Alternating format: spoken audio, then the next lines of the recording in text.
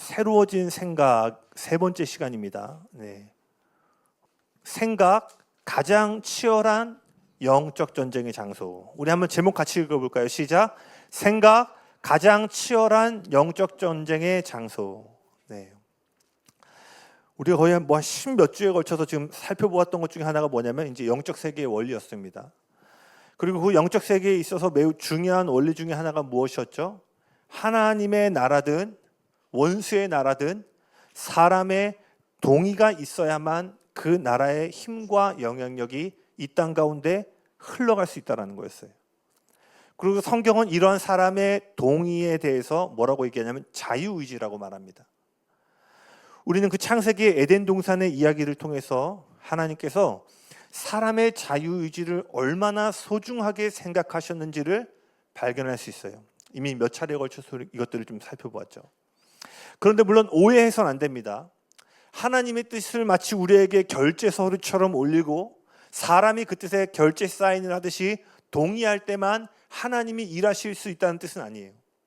우리가 잘 아는 것처럼 그분의 능력은 사람의 동의를 훨씬 뛰어넘는 것입니다. 아멘.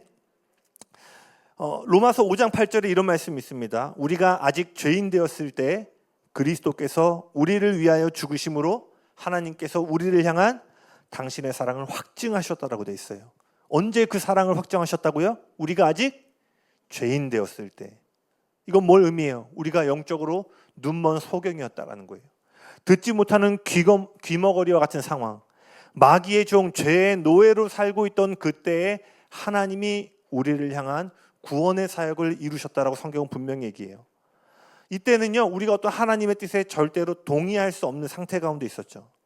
즉 예수님은 우리의 동의 때문에 십자가에 달리시고 우리를 구원하신 것이 아니라 우리를 사랑하심으로 그 십자가의 구원의 사역을 이루셨습니다. 그런데 동시에 우리가 알아야 될 것이 있습니다. 제가 언젠가도 설명한 적이 있는데 이 시편 115편 16절에 보면 이렇게 돼 있어요. 하늘은 여호와의 하늘이라도 땅은 사람에게 주셨도다. 저에게 집이 있고요. 제가 누군가에게 월세든 전세든 렌트를 해줬다고 생각해 보세요. 그때 그 집의 소유가 아무리 저의 소유라도요, 제가 내 집이라고 해서 마음대로 그 집에 들어갈 수 있나요, 없나요? 절대 들어가지 못합니다. 렌트하고 있는 그 사람이 허락을 해줄 때, 즉 동의를 할 때만 제가 그 집에 들어갈 수 있어요. 왜 그렇죠? 그 집은 누구 거예요? 제 거예요. 그렇지만 현재는 그 렌트한 사람의 책임과 권한 아래 놓여져 있기 때문에 제 것이라고 마음대로 할 수가 없다라는 거예요. 신약 성경에 보면은요, 하나님의 뜻을 가리키는 헬라어가 단어가 두 가지가 있습니다. 하나는 블레마고요, 하나는 델레마입니다. 유인물이 적혀 있는데 이 블레마가 뭐냐면 마치 돌에 새겨진 것처럼 결코 변하지 않는 이미 정해지고 완성된 하나님의 뜻을 의미해요. 대표적인 예가 예수님의 이 초림과 재림에 대한 것들입니다. 그러니까 여기 계신 분들이 뭐 어떤 종말론을 갖고 있던, 뭐 예수님이 안 올 것 같은데요, 뭐 거수를 하든 상관없이요, 주님은 반드시 오십니다. 아멘. 우리의 동의와 상관없이 하나님의 구속 계획 가운데 주님은 다시 오심을 약속하셨어요. 초림도 아까 말했던 것처럼 마찬가지죠. 우리가 아직 죄인 되었을 때, 뭐 그분의 뜻을 이해하고 동의하지도 못하는 그때에도 주님은 정해진 그 에덴 동산의 아담과 하와가 선악과를 먹은 그때부터 주님께서는 초림에 대한 하나님의 계획들을 우리 가운데 나타내셨어요. 그에 반해서 이 델레마라는 것은요, 뭐라고 적혀 있죠? 우리의 참여가 없이는 결코 이루어질 수 없는 하나님의 뜻입니다. 저는 이것을 가르쳐 이렇게 표현하기를 좋아해요. 하나님의 꿈. 할렐루야. 저는 개인적으로 제가 꿈을 꾸는 것도 너무 좋은데요, 저는 이런 표현이 되게 좋아요. 여러분 그거 아세요? 여러분은 하나님의 꿈 안에서 창조되었다는 사실 아세요? 할렐루야. 짓다 보니까 웅보네가 아니라 하나님이 열망하시고 우리가 어머니의 태로부터 짓기 전부터 주님은 갈망을 갖고, 마치 여기 아마 부모님들 계신데 부부의 서로의 뜨거운 사랑 안에서 자녀를 기대하고 꿈꾸는 것 가운데 잉태하는 것처럼 저와 여러분은 하나님이요, 단지 어떤 하나님 나라의 아젠다와 프로젝트를 완수하기 위한 도구나 종으로 만드신 것이 아니라 우리 한 사람 한 사람을 꿈꾸시면서 창조하셨다라는 거예요. 아멘. 근데 그 꿈을 통해서 꿈인 우리를 통하여 하나님이 이루시기 원하는 뜻이 뭐냐? 바로 델레마라는 거예요. 예를 들어 볼게요. 베드로후서 3장 9절 말씀인데요.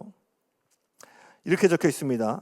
오직 주께서는 너희를 대하여 오래 참으사 아무도 멸망하지 아니하고 다 회개하기에 이르기를 원하시느니라. 하나님의 뜻은 명확합니다. 뭐라고 돼 있어요? 어느 누구도 멸망하지 않고 회개하고 돌아오는 것이 누구의 뜻이에요? 하나님의 뜻이에요. 그런데 오늘 이 밤에 지금 멸망의 길로 가는 사람들이 있나요? 없나요? 오늘 이 밤에 있죠? 홍대 가거나 뭐 어디 가면 있을 거예요. 자, 그들이 멸망의 길로 가는 게 하나님의 뜻이에요? 아니에요. 근데 그 일이 일어나고 있어요? 일어나고 있어요. 왜 그래요? 이 모든 사람이 멸망의 길에서 돌이키고 회개함으로 돌아온 일에서는 이제 누가 필요한 거예요? 저와 여러분의 책임과 역할이 요구되는 거예요. 이 두 번째 영역에 해당되는 델레마라는 하나님의 뜻은요, 이처럼 사람의 역할과 책임이 존재합니다. 여기에 해당되는 하나님의 뜻은 우리의 동의, 즉 자유의지를 통한 동의를 통해서만 이 땅에 하나님의 뜻이 이루어질 수 있어요. 이것이 아까 말한 하늘은 여호와의 것이라도 땅은 사람에게 주심으로 사람과 함께 동역하기로 결정하신 하나님의 계획이에요. 그래서 그분은 전지전능하신 분임에도 불구하고 에스겔 22장 30절 거기 적혀 있나요? 구절이? 같이 한번 읽어보겠습니다. 시작. 이 성 무너진 데를 막아서서 나로 하여금 멸하지 못하게 할 사람을 내가 그 가운데서 찾다가 찾지 못하였으므로. 전지전능하셔서 사람의 어떠한 필요 없이도 그분의 뜻을 능히 이루실 수 있는 분이심에도 불구하고 그분은 누굴 찾으세요? 이 땅에서 하나님의 뜻에 동의할 한 사람을 찾으신다라고 이야기하고 있어요. 또 누가복음 10장에 보시면은요, 제자들을 파송하시면서 복음을 전하라고 하시는데요, 그때 예수님께서 뭘 말씀하시냐면요, 너희가 어느 도시에 이르든지 평안의 사람을 찾으라라고 말씀하세요. 누가복음 10장 4절에서 6절인데요, 우리 같이 읽겠습니다. 시작. 전대나 배낭이나 어느 집에 들어가든지 이 집이 평안할지어다 하라. 만일 평안을 받을 사람이 거기 있으면 너희의 평안이 그에게 머물 것이요 그렇지 않으면 너희에게로 돌아오리라. 잘 보세요. 여기 매우 중요한 하나님 나라의 원리가 있습니다. 하나님 나라의 복음이 그 하늘에 속한 것들이 제자들을 통하여 땅으로 선포되어지고 실제로 나타나야 되는데, 이 이루어지기 위해서 예수님이 뭘 얘기하시냐면 가장 먼저 평안의 사람을 만나고 세워야 된다라고 이야기하고 있어요. 이 동일한 본문을 마태복음 10장에서도 나오는데요, 마태복음 10장 11절에서 14절입니다. 여기도 한번 같이 읽기를 원합니다. 거의 비슷한 본문인데요, 같이 읽겠습니다. 시작. 어떤 성이나 마을에 들어가든지 그 중에 합당한 자를 찾아내어 너희가 떠나기까지 거기서 머물라. 또 그 집에 들어가면서 평안하기를 빌라. 그 집이 이에 합당하면 너희 빈 평안이 거기 임할 것이요 만일 합당하지 아니하면 그 평안이 너희에게로 돌아올 것이니라. 누구든지 너희를 영접하지도 아니하고 너희 말을 듣지도 아니하거든 그 집이나 성에서 나가 너희 발에 먼지를 떨어버리라. 자, 이 구절을 보면은요, 아까 그 평안의 사람을 이 마태복음 10장에서는 합당한 자라고 이야기하고 있습니다. 여기 합당하다에 사용된 헬라어는요, 악시오스라는 단어인데요, 이것은 무엇을 받을 자격이 있는 또는 원형과 비교하여서 대등하다라는 뜻이 있습니다. 즉 여기서 합당한 자라는 것은요, 제자들이 증거하는 복음의 가치를 동일하게 이해하고 인정하는 사람, 다른 말로 얘기하면 제자들의 메시지에 동의하는 사람을 성경은 합당한 자, 평안의 사람이라고 이야기하고 있어요.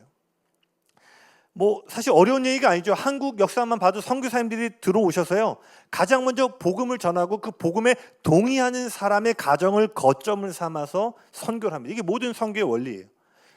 다른 나라에 선교를 갈 때요, 뭐 계속 아무 데나 전하는 것이 아니라 복음을 전하고 어느 가정이 그 복음을 받아들이면 그곳을 선교적 거점으로 삼아서 이 복음이 전파되죠. 그러니까 이 말씀들을 이렇게 정리해 보면요, 제자들이 하나님의 나라를 전파하는 데 있어서 가장 중요한 것은 뭐예요? 전대나 배낭, 즉 사역에 필요한 자원을 준비하는 것이 아니라 그들이 전하는 하늘의 뜻을 이해하고 동의할 수 있는 합당한 자, 평안의 사람을 찾아야 했다라는 거예요. 이처럼 전지전능하신 하나님이심에도 불구하고 하나님은 사람들의 동의를 통해서 일하시기로 결정하셨음을 성경에 지금 거듭 이야기하고 있어요. 왜 그렇죠? 이것이 하나님의 꿈이기 때문이에요. 할렐루야. 저만 좋나요? 저는 하나님의 꿈이라는 단어 너무 좋아요. 할렐루야. 그래서 여러분을 로봇으로 짓지 않으신 거예요. 왜 오늘 여러분의 동의를, 여러분이 하나님을 기대하고 갈망하는 것만큼 왜 하나님도 여러분을 기대하고 갈망하시냐면요, 이것이 자녀를 향한 아버지의 꿈의 과정, 성취이기 때문입니다. 그럼 이거 좀 더 살펴볼게요. 2번입니다. 가장 치열한 영적 전쟁의 장소. 그렇다면요, 이 믿음의 여정에 있어서 우리가 결코 놓쳐서는 안 되는 중요한 이 영적인 주제들이 있는데 그 중에 하나가 뭐냐면 영적 전쟁입니다. 아마 제가 영혼육 시리즈 마치면 이제 영적 전쟁을 좀 깊이 다루려고 하는데, 우리가 잘 아시는 것처럼 우리의 싸움은 육신에 속한 것이 아닙니다. 아멘. 그리고 우리의 싸우는 무기는 육신에 속한 것이 아니에요. 근데 사실 세상도 이걸 잘 아는 것 같아요. 그래서요, 세상도 한 개인, 사람에게 문제가 있을 때 어디로 들어가죠? 내면 심리로 들어가요. 예를 들어 누군가가 별다른 이유 없이 특정한 음식을 안 먹는다던가 특정한 상황과 관계 가운데만 들어가면 두려움이나 분노를 느낄 때요, 이런 한 사람의 외적인 모습 가운데 일어나는 현상들이 실제로는 그 개인 안에 있는 내면에 있는 어떤 트라우마나 상처로부터 기인했다고 보니까 어떻게 해요? 심리를 파고 들어가죠. 근데 여러분, 요즘 저는 잘 못 봤지만 예전에 저 봤던 게 금쪽 상담소라던가 요즘 특별히 이제 부부 관계에 대한 교정 프로그램들이 많은데, 그런데 항상 누가 나오죠? 상담 심리 전문가가 나와요. 그러니까 결국 그 카메라를 통해서 어떠한 관찰을 하면서 일어나는 모든 일들을 결국 누가 나중에 마무리를 해요? 그 상담사가 다 정리를 해서 결국은 이 내면에 있는 문제 때문입니다라고 하잖아요. 그러니까 세상도요, 조금만 깊이 들어가면은요, 외적으로 보이는 것이 본래 참된 문제가 아니라 그 사람 안에 있는 것이 본질적인 문제임을 알고 있다는 거예요. 근데 기독교는 여기서 한 걸음 더 나아가죠. 이것이 단지 생각과 감정이라는 혼의 문제를 넘어 어디에 있다는 거예요? 근본적으로 영적인 문제에 있음을 바라봅니다. 그리고 이 영적인 문제의 중심에는 하나님을 대적하는 악한 존재가 있음을 성경은 이야기하고 있어요. 그래서 베드로는 이렇게 얘기하죠. 근신하라, 깨어있으라. 너희 대적 마귀가 우는 사자같이 두루다니며 삼킬 자를 찾는다. 그렇다면 여러분, 사단은요, 사람의 마음을 어떻게 공격할까요?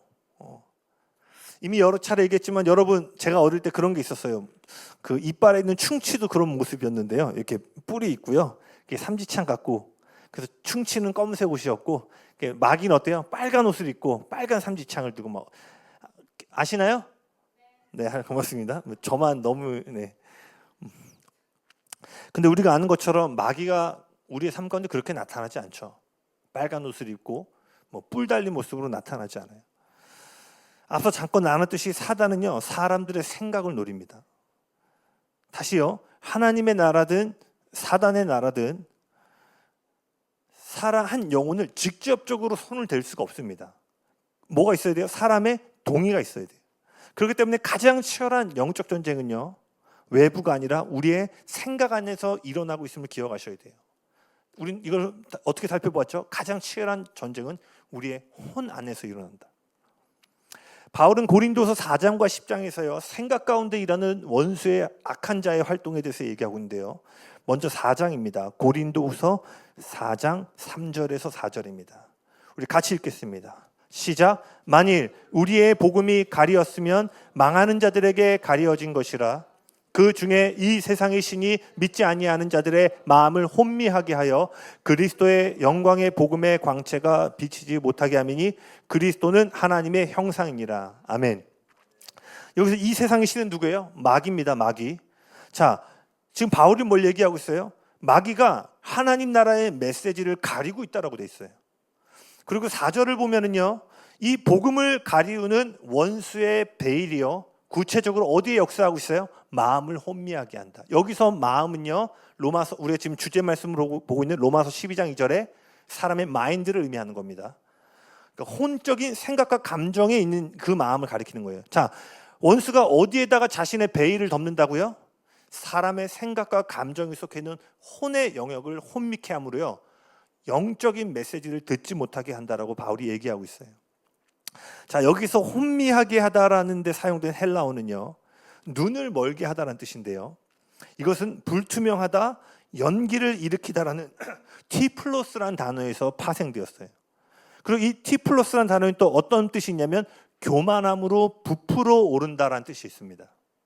정리하면은요, 마귀는 사람들의 생각 가운데 복음의 광채가 비치지 못하도록 연기를 일으키고 베일을 덮어서 눈을 가리는데, 그 연기와 베일의 궁극적인 실체는요, 교만이라는 거예요. 교만.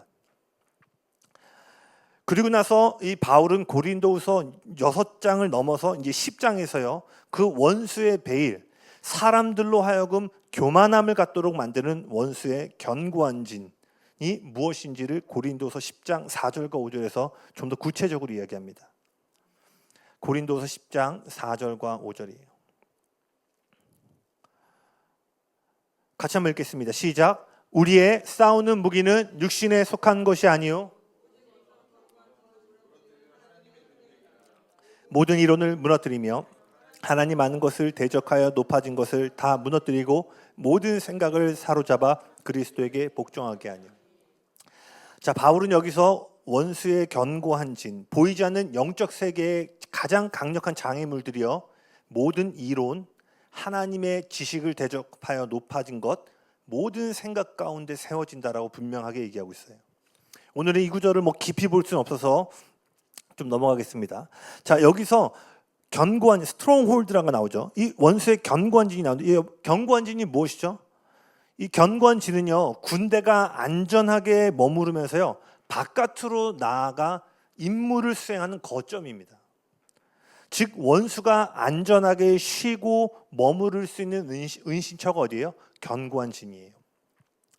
여기 견고한 진에 해당하는 헬라어 오퀴로마라는 단어가 쓰는데, 이 단어는요, 견고한 요새, 성곽, 다른 어떤 본문에서는 탈출할 수 없는 견고한 감옥이라는 의미로 사용되고 있습니다. 이 성경 시대의 요새와 성곽은 어떻게 이루어져 있었죠? 이 큰 돌들을 겹겹이 쌓아서 이 성벽처럼 올려서 쭉 감싸죠. 이 요새나 성곽들이. 이런 것처럼요, 하나님의 지식을 대적하는 생각의 조각들이 계속해서 쌓여진 생각의 구조물, 다시 말해서 하나님의 지식을 대적하는 생각의 패턴이 원수의 견고한 진이다라고 성경은 이야기하고 있어요. 그래서 원수가 저와 여러분 삶 가운데 끊임없이 행하는 게 뭐냐면요, 하나님의 진리를 대적하는, 지나가는 생각을 얘기하는 게 아니에요. 어떠한 사고와 패턴들을 계속해서 만들어냄으로 인해서요, 우리 안에 자신이 거주할 거점들을 만든다라고 성경은 이야기하고 있는 거예요. 그래서 바울은 뭘 얘기하고 있어요? 사람들 안에 세워진 이러한 원수의 견고한 진을 무너뜨리라라고 말하고 있어요. 여기서 기억해야 될 중요한 사실이 있습니다. 거기도 제가 한번 적어놨는데요, 하나님께서 여러분에 대해서 생각하지 않으시는 것을 여러분이 스스로에 대해서 생각하면은요, 그 순간 여러분은요, 거짓을 품게 되고요, 하나님의 목적에 맞서 싸우게 됩니다. 다시요. 지금 이 순간에도요, 하나님이 여러분을 보시면서 갖고 계신 생각이 있습니다. 아멘? 시편 말씀에는요, 그 생각을 헤아릴 수도 없고 바다의 모래알같이 많고 머리카락 하늘까지 세시는 분이요, 우리를 향해 계획을 갖고 있고 생각을 갖고 있다고 말씀하세요. 아멘? 근데 만약 여러분이 지금 하나님이 여러분을 향해 바라보시며 갖고 있는 생각들이 있는데, 그 하나님의 생각이 아닌, 즉 하나님의 생각에 존재하지 않는 생각으로 여러분 스스로를 바라보고 평가하기 시작하면요, 그때부터는 거짓말에 동의하게 되고, 그 동의로 인해서 여러분의 의도와 상관없이 여러분 인생을 향한 하나님의 목적을 대항하는 자리에 여러분이 서게 됩니다. 예를 들어 볼게요. 제가 이런 주제에 관련해서 제일 많이 좀 인용하는 본문이어서 이미 많이들 들어보셨을 텐데, 사사기 6장에 보면은요, 하나님께서 기드온을 부르신 장면이 나옵니다. 하나님이 기도원을 부르실 때 뭐라고 부르시냐면 큰 용사여라고 부르요. 그러니까 하나님의 생각에서 기도원은 어떤 존재예요? 민족을 구원할 큰 용사였어요. 근데 이 기도는 큰 용사라고 부르시는 하나님의 음성 앞에 자신이 얼마나 부족하고 형편없는가를 이야기합니다. 즉 기도는요, 하나님이 생각하는 방식에서 벗어나서 그릇된 생각의 가치관으로 자신을 평가하고 있었어요. 지파 중에 가장 약하고 집안의 가장 작은 자인 내가 무엇을 할 수 있겠습니까? 라고 반문해요. 이 말이요, 분명 사실일 수 있어요. 그러나 기도원의 문제는요, 이 땅의 사실에 너무 집중한 나머지 하나님이 기도원에 대해 생각하지 않으시는 것을 스스로에 대해 생각했다라는 거예요. 여러분 잘 따라오고 계신가요? 잘 따라오고 계세요? 할렐루야? 네, 아멘. 반응을 해주셔야 앙님 다 처음으로 갑니다. 제가 이해부터. 민수기 14장에도 동일한 일이 일어나죠. 12정탐꾼이 가나안 땅을 정탐하고 돌아왔을 때 이 10명의 부정적인 정탐꾼들의 보고를 통해서 어떤 생각들이 이스라엘을 사로잡았냐면, 하나님은 이스라엘을 보시면서 야, 저 땅 보고 왔어? 너네가 저 땅을 정복할 정복의 세대가 될 거야 라고 생각하고 계신데, 12정탐꾼이 돌아온 뒤에 이스라엘 백성은 스스로를 그 거인들에게 짓밟힐 메뚜기다라고 정의를 내려요. 즉 하나님이 생각하지 않은, 하나님의 생각이 존재하지 않는 거짓말을 근거로 자신을 평가했다라는 거예요. 그때 어떠한 일이 일어났죠? 이스라엘 백성들이 다시 애굽으로 가고 싶다고 원망하고 불평했어요. 여러분, 다시 말합니다. 여러분이 지금 이 순간에 하나님이 여러분에 대해서 생각하지 않으시는 것을 가지고 여러분이 스스로에 대해서 생각하면은요, 하나님의 약속을 대항하는 자리에 서게 된다는 것을 기억하셔야 돼요. 왜 마귀가 생각 가운데 견고한지를 놓는지 아시겠어요? 뭐 공포 영화처럼 나와서 뭐 하면 우리를 이길 거 아니요. 그럼 모든 사람이 거절하고 대적할 거예요. 그러니까 마귀는 자신이 활동하는지도 모르게끔 성도들을 속여야 되는데, 우리의 생각이 이렇게 거짓에 한번 사로잡히면요, 마귀가 시킨 게 아니라 우리 스스로가 너 정복의 세대야 라고 하는데, 우리가 갑자기 가나안 땅의 거인 편에 서서 아닌데요 라고 하는 약속을 대적하는 자리에 서게 된다는 거예요. 언제? 생각 가운데 견고한 진이 만들어질 때. 그래서 바울이 로마서 8장 7절에 뭐라고 되어 있어요? 육신의 생각은 하나님과 원수가 된다라고 말해요. 이처럼 하나님의 뜻과 반대되는 생각은요, 우리를 실패하게 만들고 하나님께서 우리를 향해 명령하신 삶을요, 실제로 살아낼 수 없게 만들어요. 그래서 성경은 이러한 생각들, 원수의 견고한 진을 사로잡아 무너뜨리라 라고 이야기하고 있습니다. 믿음으로 선포합니다. 여러분, 하나님의 생각과 일치하지 않는 모든 생각과 이론들 무너뜨리시기를 축복합니다. 아멘. 이것이 바로 오늘 이 밤에 저와 여러분을 향해 갖고 계시는 하나님의 목표이자 방향이라는 거예요. 그래서 하나님은 우리로 하여금 새로워진 생각, 그리스도의 마음을 알고 그 마음을 이해함으로 이 땅에서 경건의 모양만 있는 것이 아니라 경건의 능력을 증명해내주는 참된 그리스도인으로 이 땅을 살아 하나님을 대표하기를 원하신다라는 거예요. 그래서 여러분 잘 들어보세요. 하나님은요, 우리가 일요일에 교회 가는 사람들로 알려지는 것이 아니라 불가능한 산을 옮겨지는 자들로 이 세상 가운데 알려지기를 원하신다라는 거예요. 아멘? 할렐루야, 아멘? 여러분 주변 사람들에게 어떤 분들이에요? 교회 다니는데 일요일날 교회 가는 사람들? 아니죠. 여러분 이제 여러분이 있는 일터, 여러분 주변에 있는 불신자로부터 어떤 평가를 받기를 기대하셔야 돼요. 우린 일요일날 쉬는데 너는 교회 가는구나가 아니라 저 사람이 가면 안 되는 일이 된다. 저 사람이 가면 우리가 볼 때는 불가능하다고 느꼈는데 그럼 저들이 믿는 하나님 누구지? 이런 궁금증을 유발시키는 산을 옮기시는 자들로 알려주시기를 예수님의 이름으로 축복합니다. 아멘. 예수님도 이 원수의 견고한 진에 대해서 말씀하셨는데요. 마가복음 8장에 보시면은요, 예수님은 우리의 생각 가운데, 사람의 생각 가운데 자리 잡는 원수의 견고한 진을요, 누룩에 빗대어서 설명하십니다. 이 구절이 좀 되지만 저희 한번 같이 읽기로 합니다. 마가복음 8장 13절에서 21절 유인물에 있는데요. 제가 한 절, 여러분이 한 절, 마지막 절은 합독하도록 하겠습니다. 그들을 떠나 다시 배에 올라 건너편으로 가시니라.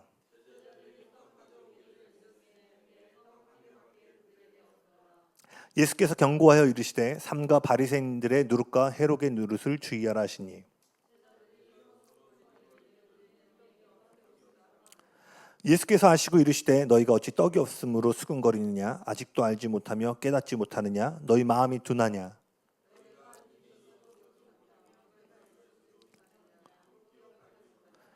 내가 떡 5개를 5,000명에게 떼어줄 때 조각 몇 바구니를 거두었더냐 이르되 12이니이다.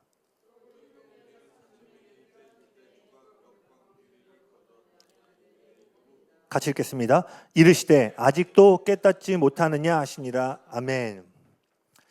여러분이 지난주 금요일의 말씀을 기억하시면요, 이 본문은 아주 흥미로운 구절이 됩니다.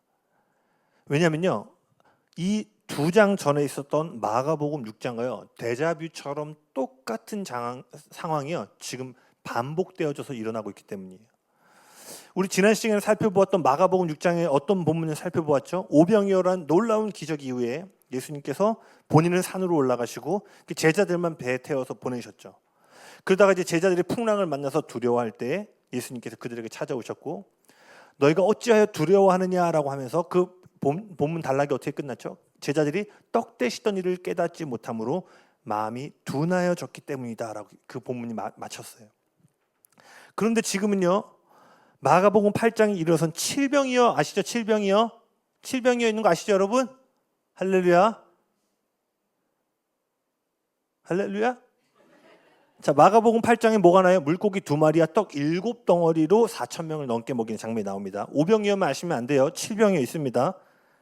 혹시 아까 제가 칠병할 때 마음껏 웃지 못하셨던 분들이 있다면 네, 축복합니다. 네. 자, 6장에서 오병이어의 기적이 있고 제자들이 홀로 배를 탔는데 자, 8장에서는 칠병이어를 하고 또 배를 탄 거예요. 근데 심지어 똑같은 책망을 받아요. 아까 뭐라고 되어 있어요? 17절에 보면 아직도 알지 못하며 깨닫지 못하느냐 너희 마음이 둔하냐라고 얘기하셨어요. 제가 믿기로 개인적으로 이것은요 예수님께서 하나님 나라의 매우 중요한 영적인 진리를 가르치기 위한 의도하신 학습 방법이라고 저는 믿습니다. 왜냐하면요 뭐 종교를 떠나 신앙을 떠나서 모든 영역에서요 가장 중요한 가르침은 언제나 뭐가 요구돼요? 반복이 요구돼요. 야구 선수라면요 기본적인 배트 휘두르는 게 반복이 되고요. 축구 선수라면 공을 받는 어떤 아주 기본, 그래서 기본기가 가장 쉬워서 기본기가 아니라 가장 중요하기 때문이죠. 그러니까 뭐 운동 경기든 모든 영역이든요 가장 중요한 이 핵심 어떤 그 요소들은요 끊임없는 반복이 요구되어져요. 지금 6장과 8장에서 이상하리만큼 똑같은 상황과 장면을 연출하시고 똑같은 메시지를 가르치신다는 것은요 제가 믿기로 이 2개의 본문에서 예수님께서 매우 중요한 진리를요 제자들에게 가르쳐주기 위한 의도된 가르침의 모습이라고 저는 믿습니다. 자, 근데 오늘 이 마가복음 8장에서는 아까 뭐라고 돼 있어요? 바리새인들의 누룩과 헤롯의 누룩을 주의하라라고 말씀하셨어요.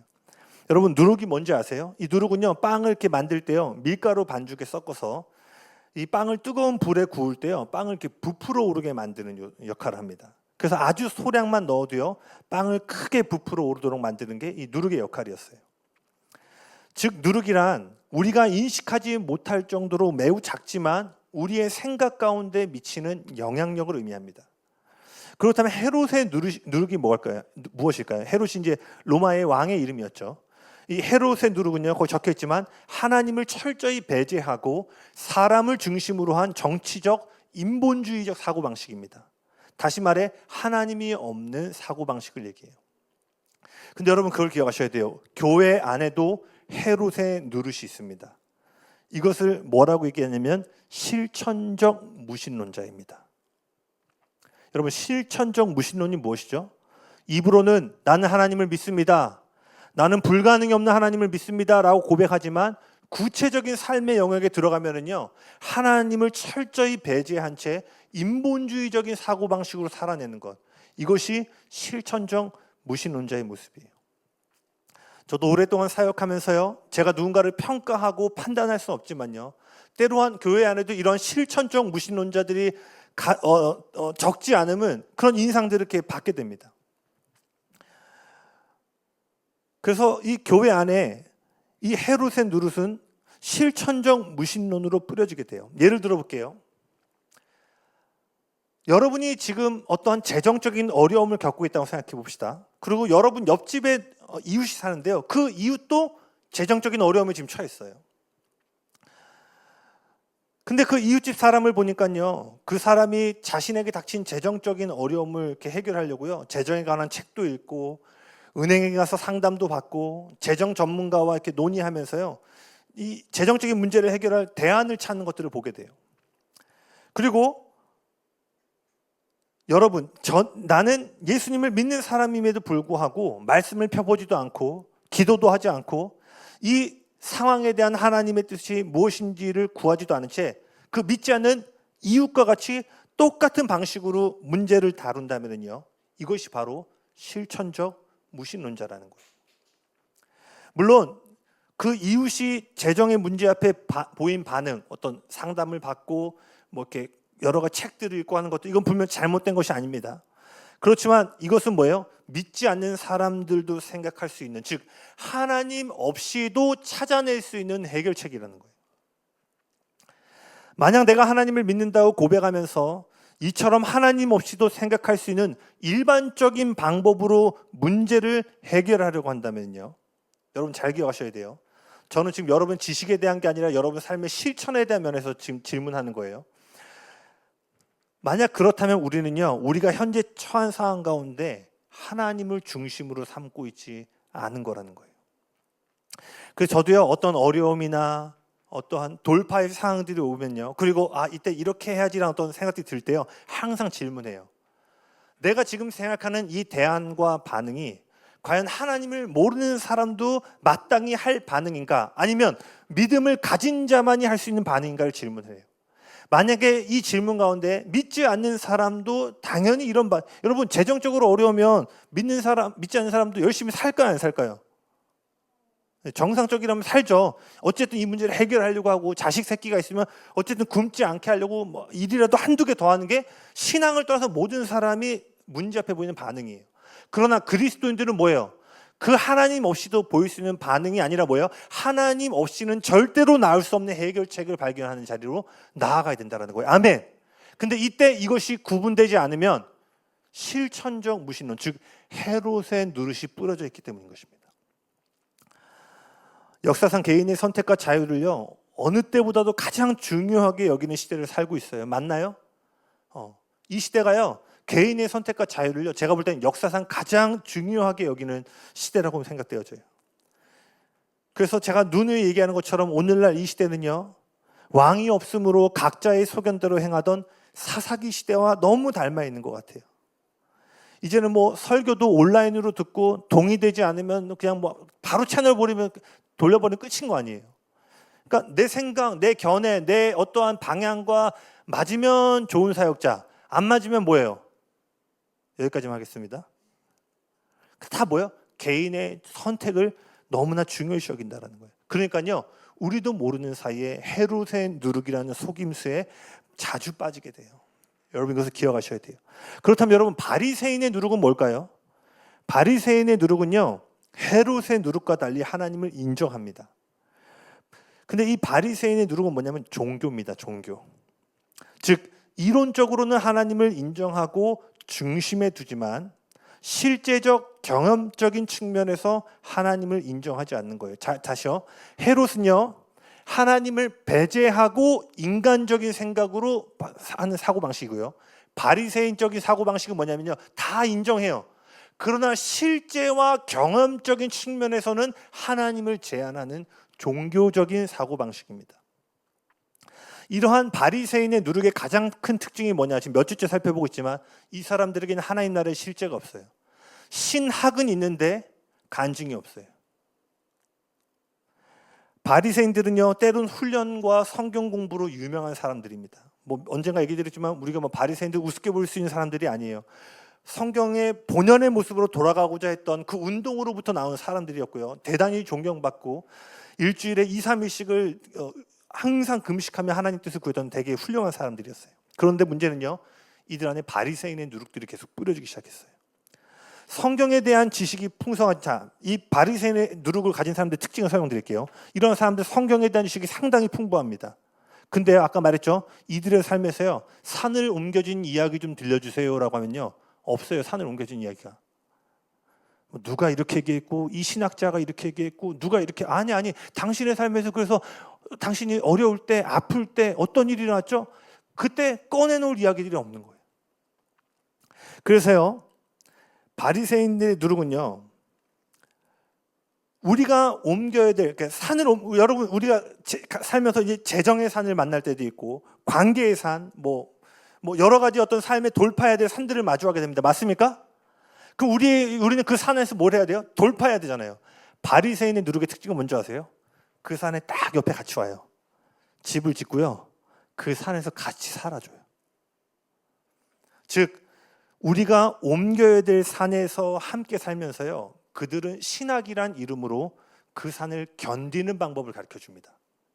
우리에게 필요한 건 산을 옮겨야 되는데 산을 견디는 방법을 계속 가르쳐주는 거예요. 예를 들어 볼게요. 만약 바리새인과 함께 사역을 하고 있는데 오병이어 사건입니다. 한 끼 도시락밖에 없는 상황을 딱 마주하면요, 이 바리새인의 누룩을 가진 사람들은 이렇게 말할 거예요. 하나님께서 한 끼 도시락밖에 없는 상황에 놓이게 하신 것은 결코 우연이 아닙니다. 오늘 우리가 설령 배고픔에 줄일지라도 하나님은 이 육체적 배고픔을 통해 영적인 배고픔에 대한 중요한 가르침을 우리에게 주실 것입니다. 할렐루야. 매우 그럴싸하지 않아요? 그러나 오병이어 사건을 통해서 우리가 발견한 건 뭐예요? 그 수만 명이 넘는 사람들에게 필요한 해결책은 뭐였어요? 밥을 먹는 거였어요. 근데 바리새인의 누룩은 뭐예요? 능력이 없으니까 이걸 신학적으로 계속 만들어내야 돼. 야, 음식이 어떻게 늘어나? 기적이 어떻게 일어나? 안 되지. 그러니까 뭐야? 설령 오늘 우리가 다 굶는다 할지라도 여기에 하나님의 심오한 뜻이 있다. 이처럼 바리새인들은요, 모든 문제에 대해 탁월하게 설명할 수는 있지만 정작 어떠한 해결책도 주지는 못합니다. 저도 참 이 말씀을 전하면서요, 이런 것들이 두려워요. 신학적으로 성경적으로 삶은 막 설명해낼 수 있는데 정작 해결책을 제시해주지 못한 채 그릇된 방향으로 사람들을 이끌어갈까, 사역자로서 하나님 앞에 이러한 것들을 돌아보게 됩니다. 여러분 어떠세요? 오늘 우리에게 필요한 것은요, 헤롯의 누룩이 아니라, 또는 하나님을 중심으로 삼고 있지만 실제가 없는 바리새인의 누룩이 아니라 하나님 나라의 누룩이 필요한 줄로 믿습니다. 아멘. 예수님은 우리의 사고방식, 즉 제자들에게 이러한 사고방식에 영향을 줄 수 있는 종교적인 사고방식과 인본주의적 사고방식을 조심하라고 말씀하셨는데요, 아까 읽었던 본문에 보면 제자들이 뭐라고 돼 있죠? 야, 큰일 났다. 점심 안 챙겼다. 예수님 점심 민감하신데, 야, 죽었다. 야, 베드로 너 밥 챙겼어. 이들이요, 점심 준비 안 한 걸로 막 우왕좌왕하기 시작해요. 그러니까 아까 뭐라고 예수님 말씀하셨어요? 너희가 어찌하여 음식이 없는 것으로 스근거리고 있느냐. 예수님은 지금 어마어마한 원수의 견고한 진에 대해서 얘기를 했는데 식사 한 끼 못 챙겨서 꾸중하는 걸로 제자들이 듣고 어떻게 했냐면 두려워하기 시작해요. 그 마가복음 8장 17절 한번 다시 보시겠어요? 마가복음 8장 17절 보시면요, 한 번만 다시 읽어볼까요? 시작. 예수께서 아시고 이르시되 너희가 어찌 떡이 없으므로 수근거리느냐? 아직도 알지 못하며 깨닫지 못하느냐? 너희 마음이 둔하냐? 자, 여기서 수근거리다에 해당하는 헬라어는요, 이게 아니라요, 철저하게 생각하다, 매우 이성적으로 계산하고 저울질하여 숙고한다는 회계 용어입니다. 그러니까 지나간 생각이 아주 치밀하게 그 회계사가 숫자를 계산하는 것처럼 세밀하게 생각하는 사고방식이 이 수근거리다에 해당하는 거예요. 자, 오병이어, 칠병이어라는 놀라운 기적을 경험했음에도 제자들의 생각은요, 결국 계속 굳어져 있었어요. 그 이유는 뭐예요? 이 기적을 경험하는 것 가운데서 그들의 생각이 로마서 12장 2절처럼 이 세대를 본받지 아니하고 마음을 새롭게 함으로 리뉴 마인드가 돼야 되는데 그들이 이 땅의 사고방식, 헤롯의 누룩과 바리새인의 누룩으로 이 생각이 굳어져 있었기 때문이에요. 예수님은요, 말도 안 되는 부족함, 5병이요 7병이요 다 말도 안 되는 적은 자원을 가지고 하나님 놀라운 기적을 행하신 사건인데, 그렇게 놀라운 공급을 이루셨음에도 불구하고 제자들은 계속 뭘 고민해요? 빵이 하나밖에 없네, 한 끼 식사밖에 없네. 즉 자신들에게 없는 것에 계속 초점을 맞추게 돼요. 여러분 잘 기억하셔야 돼요. 헤롯의 누룩과 바리새인의 누룩이 사로잡히면요, 여러분의 최종 종착지는 두려움입니다. 반드시 두려움이 떨어지게 돼 있어요. 왜냐하면 그 누룩은요, 불가능한 그 한 끼 도시락으로도 모든 일을 해결할 수 있는 놀라운 공급자 하나님을 바라보는 시선을 꺾어서 여러분의 주머니 형편과 여러분의 자원을 돌아보도록 계속해서 만들기 때문이에요. 이처럼 우리가 하나님의 진리로 새로워진 생각을 갖지 못할 때 어떻게 된다고요? 두려움에 빠지게 돼요. 만약 여러분이 믿음의 여정 가운데 두려움이 빠질 때마다 성령님께 구하시고 질문하셔야 돼요. 하나님, 내가 전지전능하신 하나님이 계심에도 불구하고 두려움을 느끼는 이 누룩의 본질적인 원인이 무엇인지 나를 조명하시고 소멸하는 불로 오셔서 하나님으로부터 오지 않은 모든 거짓된 누룩을 태워 주시옵소서. 아멘. 이렇게 구하셔야 된다는 거예요. 그리고 여러분 잘 이 부분 기억해 보세요. 여러분이 그 하나님 나라의 새로워진 사고방식이 아니라 원수의 견고한진으로부터 오는 생각과 감정을 느끼게 되면은요, 아까 말한 것처럼 걱정과 근심, 두려움 같은 부정적인 생각과 감정이 이제 견고한 진으로 자리 잡게 되는데, 이것이 생기잖아요. 그러면 사람은 필연적으로 자신 안에 느껴지는 이 부정적인 생각과 감정이 내 삶에 거주해야만 하는 정당한 이유들을 끌어오기 시작합니다. 다시요. 내 안에 재정에 대한 두려움이 들어왔다고 생각해 보세요. 그럼 사람은요, 필연적으로 내가 이렇게 재정적인 두려움을 느낄 수밖에 없는 거는 내가 이렇게 했는데 우리 집이 이래서 그런 거야. 내가 이렇게 열심히 했는데 저게 이렇게 돼서 그런 거야. 사람은 본능적으로 자기가 생각하고 보고 싶은 것을 끌어당기고자 하는 힘이 있기 때문에요. 그래서 잘 보세요. 두려움이 있는 사람이 긍정적으로 말하는 거 보신 적 있어요? 전 없어요. 제 말은요, 두려움을 안 느낀다가 아니에요. 부정적이고 우울하고 침륜에 빠진 사람이 막 희망과 소망을 얘기하는 거 없습니다. 왜요? 내가 이렇게 된 거 저 사람의 관계 때문에 그런 거. 그게 계속 뭐예요?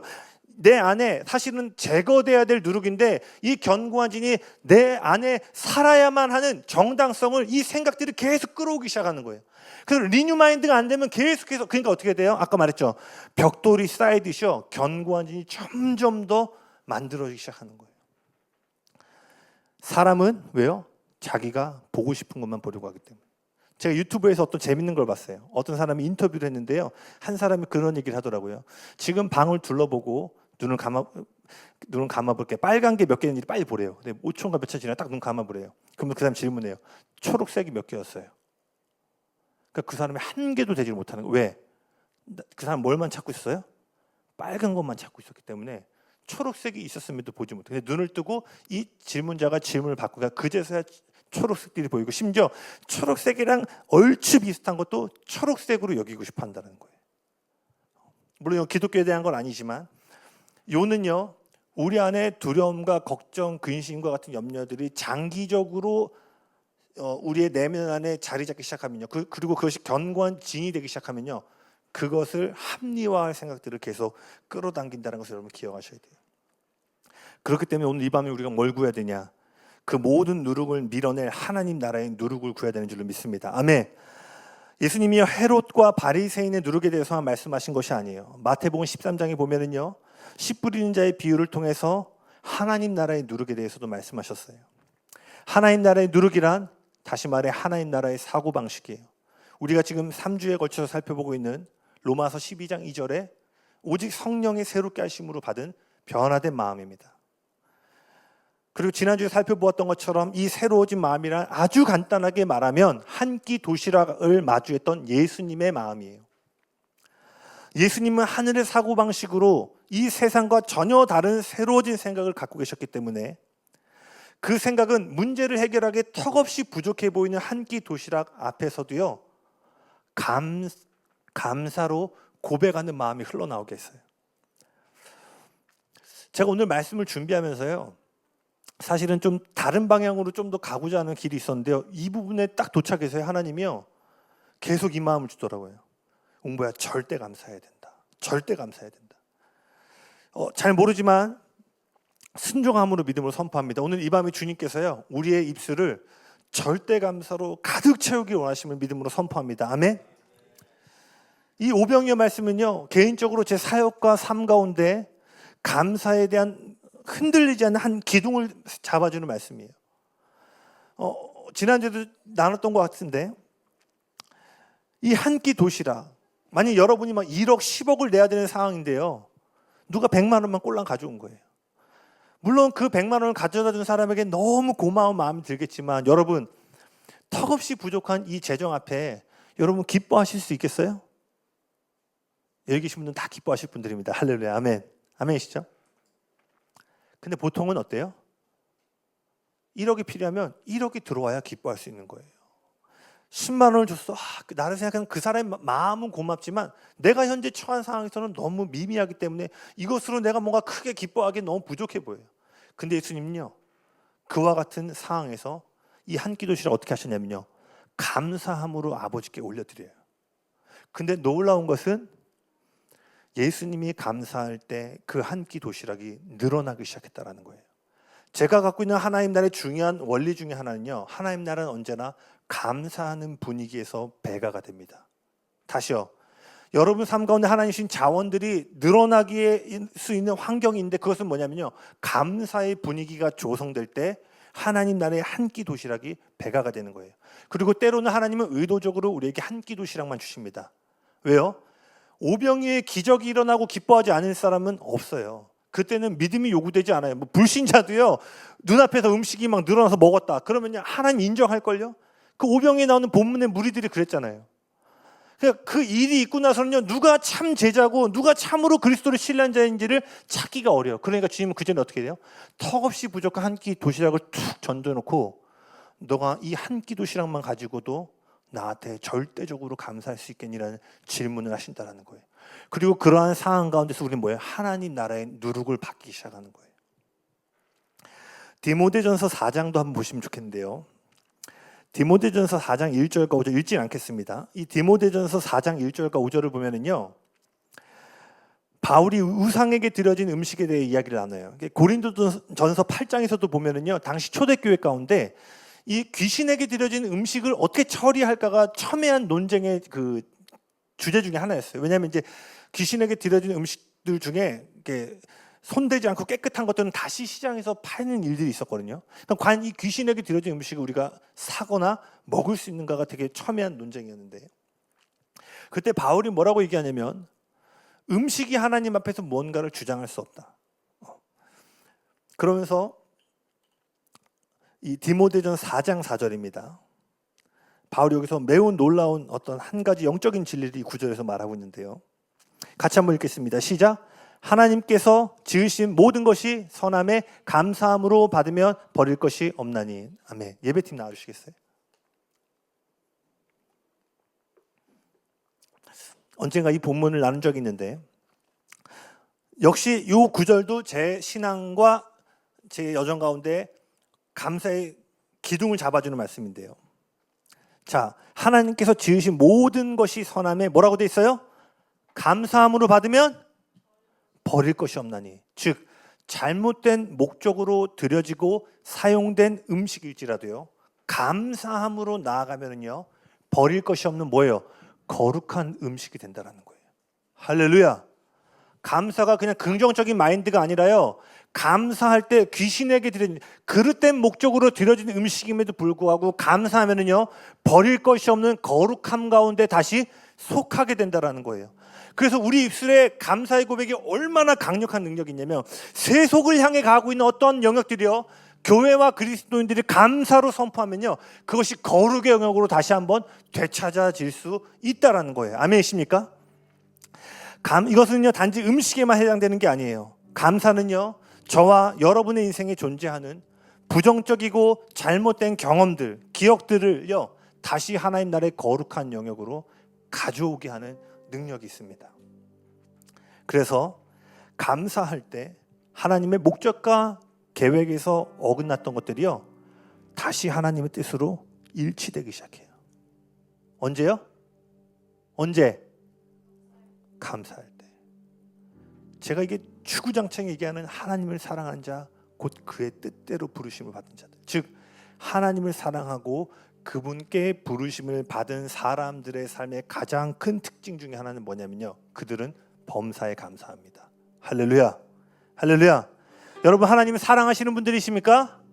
하나님께 부르심 받은 자들이십니까? 그럼 뭐 해야 돼요? 절대 감사하셔야 돼요. 절대 감사. 제가 그 얘기 많이 하죠. 넘어져서 코가 깨져도 뭐? 감사.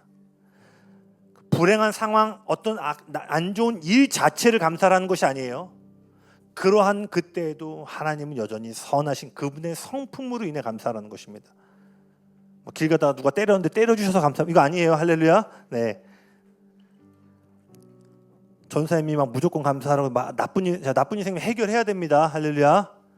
제 초점을 잘 따라오고 계시죠? 마지막 6절이 4장 6절 같이 한번 읽겠습니다. 시작. 내가 이것으로 형제를 깨우치면 그리스도 예수의 좋은 일꾼이 되어 믿음의 말씀과 내가 따르는 좋은 교훈으로 양육을 받으리라. 아멘. 우리가 이렇게 감사함으로 나가면요, 부정적인 상황과 환경, 관계들이요, 거룩한 목적으로 회복될 뿐만 아니라 뭐라고 돼 있어요? 좋은 일꾼이 되는데 필요한 하나님의 열정과 능력을 감사를 통해 공급받게 된다고 돼 있어요. 할렐루야. 네가 이것으로 형제를 깨우치면, 감사함으로 설 때 부정한 것들, 어긋났던 목적들이 다시 한번 그 감사의 고백으로 정렬되는 것을 가르치면 이제 뭐예요? 그들이 예수의 좋은 일꾼이 되는, 그 일꾼이 되는데 필요한 열정과 헌신의 능력들이요, 그 감사하는 사람들을 통해서 공급되어진다라고 이야기하고 있어요. 할렐루야. 그래서 여러분, 제가 즐겨 쓰는 표현 중에 하나가 있는데 저를 따라 한번 고백해 보시겠어요? 감사할 때, 다시요, 감사할 때 원수의 손에 든 무기가 땅에 떨어진다. 후! 할렐루야. 그래서 저는요, 감사가 너무 좋아요. 할렐루야. 무섭고마 증모사 기억하시죠? 이제 정말 제가 주구장창 하잖아요. 이제는 제 입술에 감사 아닌 게 나온 게 아닌 거 맞나요, 여보? 감사만 하죠, 제가. 네, 너무 감사해서 문제죠. 네, 해야 될 거 안 하고 감사를 너무 많이 했나요? 여러분, 감사할 때 원수의 요새가 함락되어지는 것을 기억하셔야 돼요. 감사할 때 원수의 감옥을 파쇄하는 하늘의 능력이 여러분의 생각과 감정 가운데 불어온다는 것을 기억하셔야 돼요. 지금 여러분이 때로는 가난함과 어려움과 깨어진 관계 가운데 있을 수 있지만, 그러한 때에도 절대적으로 모든 상황 가운데 감사하며 나아가면요, 주님의 때 이 모든 상황이 역전되어지고 하나님의 목적대로 이루어질 거라고 저는 믿습니다. 아멘. 왜요? 감사할 때 마귀의 손에 들려진 무기가 땅으로 떨어지기 때문이에요. 마지막이에요. 여러분, 마지막입니다. 누룩이 언제 부풀어 오르죠? 할렐루야. 뜨거운 열기, 그 불가마와 같은 곳에 들여질 때요, 누룩이 활성화가 돼요. 그래서 누룩은요, 평소에는 보이지 않아요. 그러나 뜨거운 불에 들어가면 보이지 않던 누룩이 반죽을 부풀어 오르게 만듭니다. 자, 성경에서 불은요, 때로는 공경과 어려움을 상징해요. 즉, 오늘 저와 여러분의 인생의 고비고비마다 서로의 계절은 다르지만 우리 모두는 어떤 인생의 고비고비마다요, 이런 불과 같은 시험과 어려움의 시기들을 마주하게 돼요. 근데 기억하셔야 돼요. 그러한 때야말로 진짜 내 안에 어떠한 누룩이 있었는지가 드러나게 된다는 거예요. 우리가 원하든 원하지 않든 고난의 시기를 통해서 우리의 생각 가운데 어떠한 누룩의 영향을 받고 있었는지를 보게 되는 거예요. 뜨거운 불이 없잖아요. 고난이 없잖아요. 누구도 반죽 안에 어떤 누룩인지 알 수가 없어요. 이처럼 고난과 역경이라는 불이 오기 전까지 우리 내면에 있는 실체가 무엇인지를 알 수가 없습니다. 그래서요, 하나님은 우리 안에 있는 그릇된 누룩들을 제거하고 교정하시기 위해, 때로는 우리 안에 있는 하나님의 누룩을 활성화시키기 위해서요, 저와 여러분을 풀무불 가운데로 반드시 인도하십니다. 어떻게 인도하신다고요? 반드시 인도하세요. 풀무불에 반드시 인도하십니다. 그리고 우리는 그 고난과 어려움의 순간에 들어서야 내가 실천적 무신론자였구나. 때로는 경건의 모양은 있지만 능력이 없는 그리스도인의 삶을 살고 있었구나. 나는 제법 잘 살고 있다라고 생각했는데 사실은 하나님 나라에 누룩이 없었구나를 발견하게 돼요. 근데 우리 하나님 어떤 분이세요? 아버지가 되시는 분이에요. 너 왜 누룩이 했어? 하면서 회초리 때리시는 분이 어떤 분이에요? 그래서 내가 너를 하나님 나라의 누룩으로 다시 반죽할 거야. 다시 너를 반죽할 거야. 그러니까 우리는 그 풀무불 가운데서도 뭐 해야 돼요? 감사합니다, 주님. 할렐루야. 우리가 감사하지 않을 상황은 이 땅 어디에도 없음을 기억하시길 바랍니다. 아멘. 모든 일이 잘 풀릴 때 하나님께 감사하고 찬양하는 건 누구나 할 수 있습니다. 그러나 직장에서 해고되고 간절히 기도하고 기도했던 일들이 예상대로 이루어지지 않을 때, 때로는 한 달 살이도 빡빡한데 갑자기 차가 고장났네, 예상치 못한 지출이 생길 때, 다른 사람의 관계 가운데 상처와 아픔이 있을 때 감사하고 찬양하는 것은 쉬운 일이 아닙니다. 그러나 하나님 나라의 누룩은 그러한 때에 감사하는 입술 가운데 뿌려지게 된다는 것을 기억하시기 바랍니다. 아멘. 새로워진 마음이란 이거예요. 동일하게 옛날처럼 어렵고 부족한 상황에 가서 옛날 같았으면 깨어지고 무너져야 되는데 새로워진 마음 뭐예요? 한 끼 도시락을 가지고 10,000명이 먹고도 남을 하나님의 공급을 보고 기뻐할 수 있는 것입니다. 할렐루야.